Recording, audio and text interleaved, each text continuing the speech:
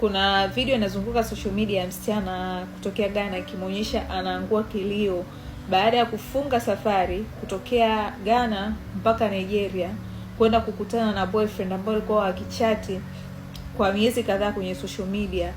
Akaamua afunge safari aende akamuone huko Nigeria. Kufika huko anakuta mtu aliyekuwa anachati naye ni mtoto wa miaka 13 ambaye bado anaishi na wazazi wake na simu anayotumia ni wazazi wake. Kwa anaiba simu ya wazazi, anaenda na chat na huyu binti kwenye social media.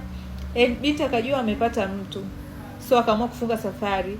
Kafika Nigeria anakuta kijana ni mtoto.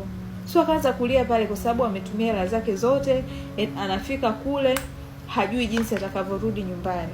Sasa mimi najiuliza ni kwamba hawajawahi ku video call au hawajawahi kuongea kwenye simu ili huyu msichana asikie sauti kwamba naye ongea naye ni mtoto, au like I don't understand. Na unapata wapi nguvu za kuinua miguu yako kwenda nchi tofauti na nchi yako kumfuata kijana ambaye hajakukaribisha? Jamani, hatari.